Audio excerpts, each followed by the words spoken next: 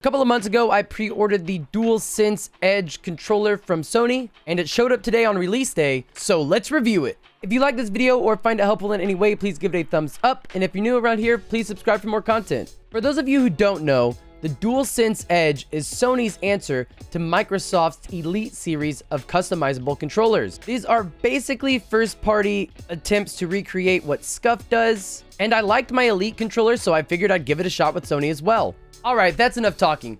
Let's go ahead and unbox this bad boy.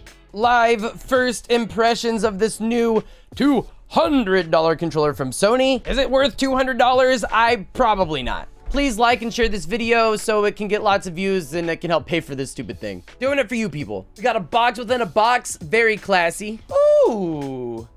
We got a cheesecloth wrapped case. Oh, that's a nice hard case. It feels like a...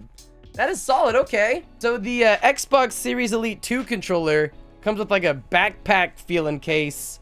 This is like a hard, I don't know if it's plastic, it's rubberized. It's white, it's nice, looks great. Gonna get so dirty when I eat Cheez-Its. I love this. Got some Sony tags on the zipper. Go ahead and open up this bad boy. So here it is, y'all, the Dualsense Edge controller from Sony right out of the box. Looks like the cable is up here and you're gonna need it. I heard the battery life is not great. Okay.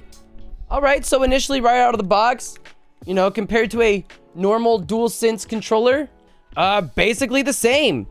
Honestly, weight, about the same. There are these weird little function keys on the front, but I mean, they don't really feel like they're gonna get in the way. The buttons feel as tactile. They're not really different. The trigger travel distance works with the flick of a switch, just like the Xbox does.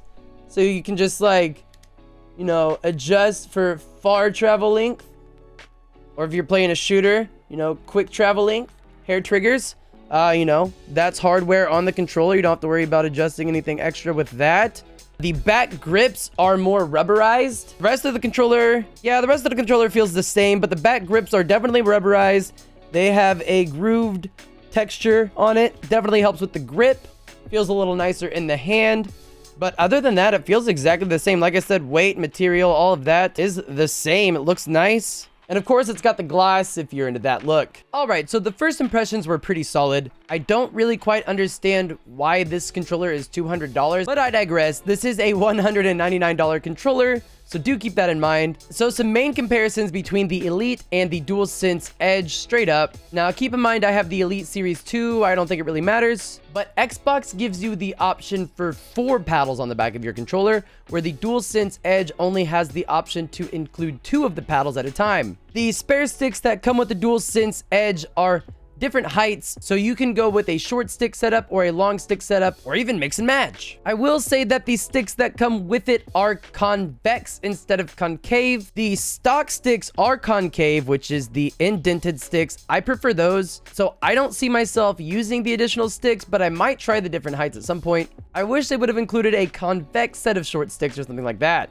Or tall sticks, whichever one's the difference. I will say, however, that the triggers that you mount on the back are super low profile and barely even stick out from the controller itself. They're in a really comfortable position that's easy to reach during gameplay, and even the little nubby paddles feel really good. I don't quite know what game I would use those for yet. I feel like the triggers would be better in most shooters or things like that, but these do feel really good and somebody's gonna like them. In terms of hardware, this is a really robust build. They did a great job of putting everything into the form factor that we're already familiar with, so we don't have to learn a new controller. My biggest knock on the hardware specifically is probably gonna be the set D-pad. I do enjoy the full circle D-pad on the Elite controller, and I wish Sony would have done something here to give us a different option, but I've never really had a problem with Sony's D-pad anyway, so I guess it's fine. So as soon as you plug in the Dualsense Edge to your PlayStation 5 console, it automatically recognizes that this controller is there, and it gives you the option to go through the controller setup right away. It'll take you through a quick screen where it shows you all of the different features that you can do, including the different types of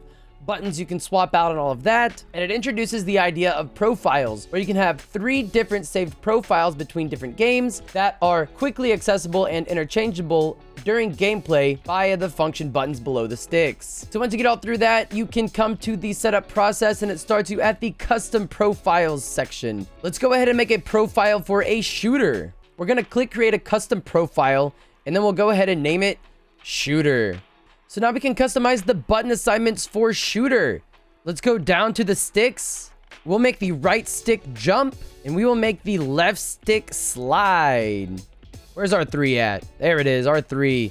So we have jump and slide on our triggers. And honestly, that's my shooter setup. I really don't change too much else. I'm gonna go ahead and apply it. Looks like you can customize your stick sensitivity and dead zone. What is a dead zone adjustment? Oh, it makes you commit to your movements. So until my thumb goes out of that range, it's not gonna register movement. I don't want that. Why would anybody want that? Let me know in the comments why you would use a dead zone. Sensitivity curve. I mean, maybe not for the movement. Probably just go default for movement. But right stick, we want precise. We want to be snapping on them heads. You know what I'm saying? Yeah, that feels good. Yes. Okay, I like that. Trigger dead zone. So I'm assuming this is the same type of thing where you have to pull your trigger in a certain amount before you actually register a click. I don't want to mess with that.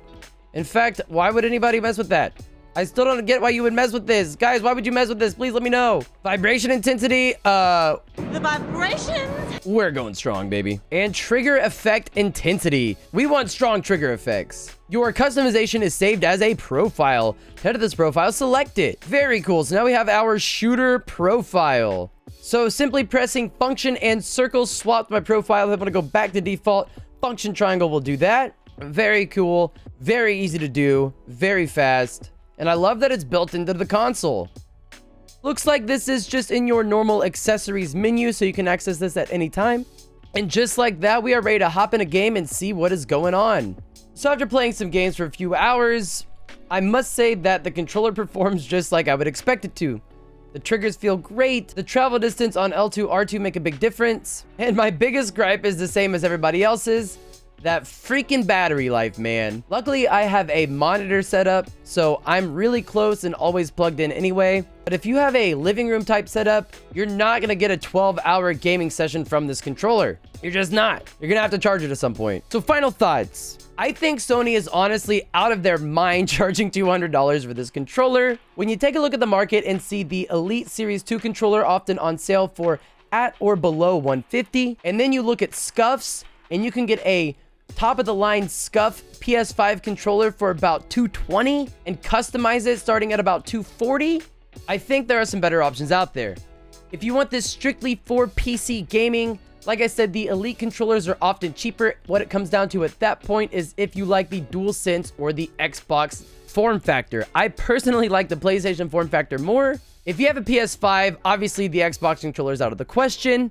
And now you're looking at a Dualsense Edge or a scuf reflex. For $20 more, you do get the 4 paddles on the back.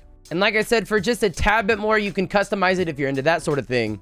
The Dualsense Edge is a great option for a more competitive controller layout that you'll probably just be able to go into the store and grab at some point. But I don't feel like this hits the mark for the enthusiasts. I think they're going to stick to the more aftermarket scene, but Sony's still going to sell a ton of these because it is a good controller and it does exactly what you expect it to do, and it's easy to do it, and it works great. I'm going to give the controller a solid 8 out of 10. I'm knocking for battery life, and I'm knocking for only 2 paddles, which probably are only going to matter in a few games, but it just sucks that there is literally no option to add additional ones. I think it's a great first attempt. I'm sure we'll see a Dualsense Edge 2 at some point like we did with the Elite controller.